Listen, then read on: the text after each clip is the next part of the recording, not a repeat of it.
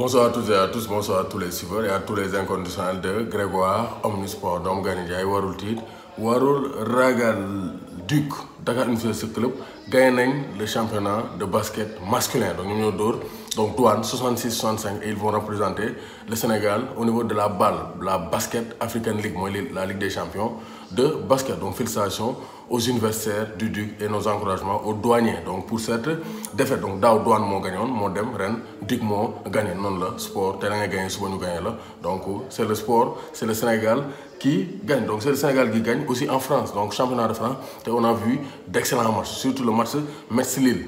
3 partout, on attendait Lille venir écraser le FC Metz, mais Antonetti a montré qu'il a les atouts pour refaire une excellente saison comme la saison dernière. Donc Ibrahima Niane a été décisif, donc il a donné la première, donc la passe décisive pour Udol lors du deuxième but du FC Metz. Donc premier but d'élément centré pour Santos. Donc Ibrahima Niane, il a joué avec ses atouts, avec sa puissance. Donc il a réussi à dévier beaucoup de ballons. Il a réussi aussi à faire déjouer donc vraiment donc la défense lilloise avec Botman et Fonte. Donc il est de retour Ibrahima Niane. Donc si troisième but Metz bi moom moo dévié bal pour Santos. Malheureusement donc Botman moo doon dégager bal bi daal ci Santos. Sinon ça aurait pu être compté comme une passe décisive. Mais sur le deuxième but, il a donné une passe décisive sur une remise de Cheikh Tidiane Sabaly. Donc il y avait 3 Sénégalais titulaires. Cheikh Tidiane Sabaly titulaire, Ibrahima Niane titulaire et donc Pamara Sarr. Vraiment Pamara Sarr, c'est un joyau, c'est le métronome, un joueur exceptionnel. Je pense que à l'issue de Bousserane match bobi, xam na ne boy war naa gën a am donc vraiment temps de jeu équipe nationale du Sénégal war na ko mën a sax titulaire lo donc derrière donc l'attaquant booy mën a animer suñu jeu bi parce que c'est un joueur exceptionnel Pamara Sarr. Vraiment il perd pas de balle, il joue juste et il n'hésite pas à frapper. Tout le monde manque de l'équipe nationale. Un joueur qui n'hésite pas à déclencher des tirs. Donc vraiment, c'est le très haut niveau. En tout cas, le Sénégal a un vivier. Génération Foot aussi, nous avons FC Metz. Donc vraiment, les Sénégalais ont été très très bons. Même si Metz a joué collectif, ils ont bien joué. Donc, mais match nul.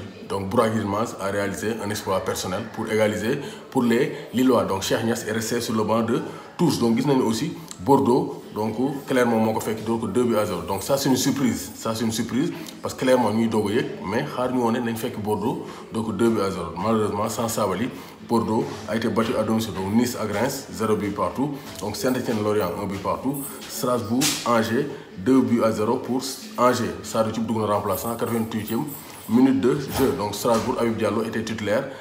Mais il n'a pas marqué. Habib Diallo, depuis qu'il quitté Metz, il a fait une première partie de saison avec Strasbourg, mais donc c'était pas fameux la fin de saison. Donc on attend la réaction de Habib Diallo. Donc Montpellier-Marseille, sans que le dogue. Donc Marseille, moi fait qui donc 3-2. Donc remontada de l'Olympique de Marseille, mené 2-0. Marseille de Cheikh Amadou Bambadien qui est rentré en fin de rencontre a remonté la pente avec un doublé de Dimitri Payet. Donc vraiment rien à dire, c'est le très haut niveau. Avec l'Olympique de Marseille, l'OM joue le titre. Donc ça c'est très clair. Donc vous avez aussi fallait Europe. Donc actuellement nous jouons la coupe Johan Gamper. Johan Gamper, donc c'est un des créateurs du FC Barcelone. Donc moi je joué donc Koubom. À chaque fois, moi j'ai débuté un match amical, donc avant le démarrage du championnat. Donc Memphis Depay s'est illustré. Il a marqué encore et il a donné une passe décisive. Donc match 2-0 à la 73e minute de jeu. Donc c'est pour dire que vraiment, donc Messi part, mais quand même il y a d'autres joueurs qui peuvent donc faire briller le collectif du FC Barcelone. Donc ça c'est très clair. Donc justement Lionel Messi, nous allons ce soir du côté de la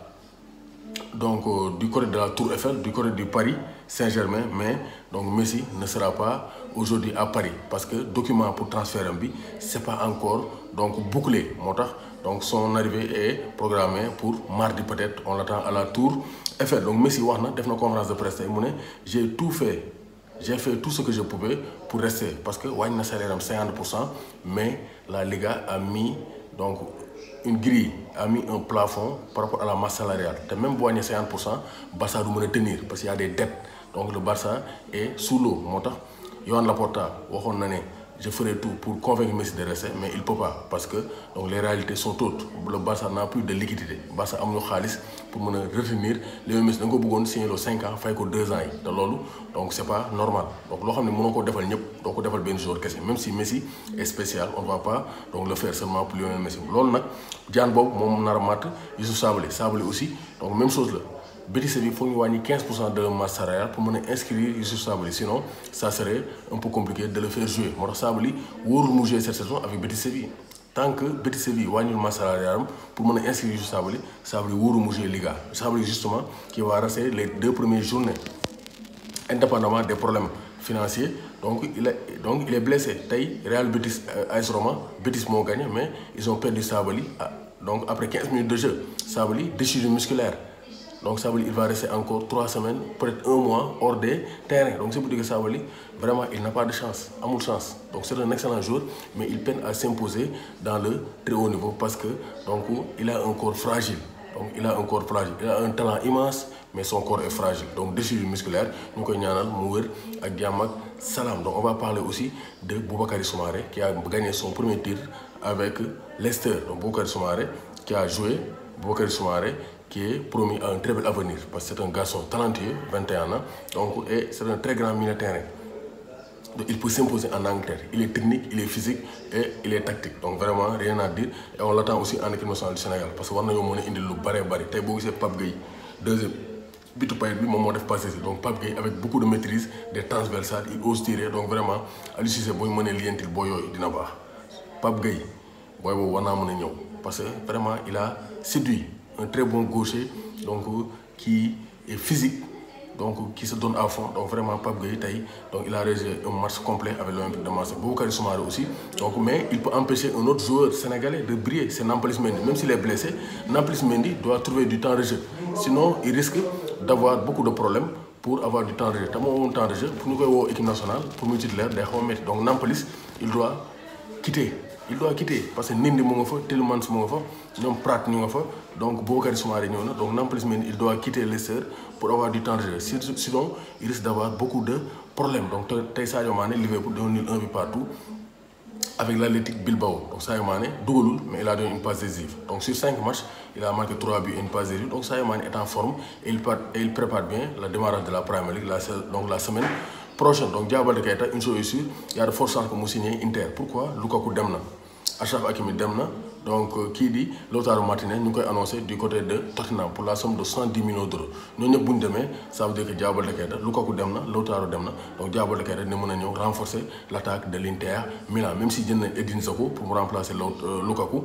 Donc Diabaté Keita dina mën a ñëw remplacer Lautaro Martinez parce que Simone Inzaghi moo koy laaj, son ancien entraîneur du côté de la Lazio de Rome. Donc Diabaté Keita à l'Inter, donc c'est fort probable. Et durant cette semaine peut-être on aura donc la concrétisation de ce transfert te loolu la ñuy xaar parce que à Monaco il est écarté.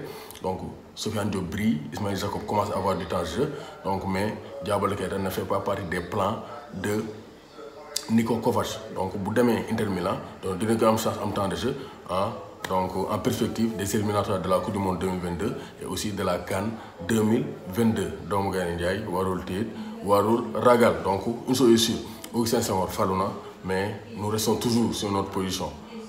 Vraiment 4e mandat c'est un mandat de trop te koo xam ne mënoo am stade boo xam ne homologué nañ ko par la FIFA te nga ne yaay première nation africaine en termes de football. Vraiment c'est décevant. Gars yi nag président club bi voté nañ. On ne peut qu'accepter donc la vérité des urnes ou bien la loi des urnes. Mais une chose est sûre, d'après ce qu'ils ont montré, si on pense que dans les 4 ans ils peuvent réaliser ce qu'ils n'ont pas réalisé pendant 12 ans, bon on attend de voir. En tout cas ñu li ñaan Sénégal faut bi développer et que ñu mën a jël Coupe d'Afrique des Nations 2022. Mais nag ça passe par un gros travail te gars yi ma gis donc vraiment liggéeyaguñ fi loo xam ne dal na xel. doomu Gaynde Njaay warul tiit warul ragal que Dieu bénisse le Sénégal.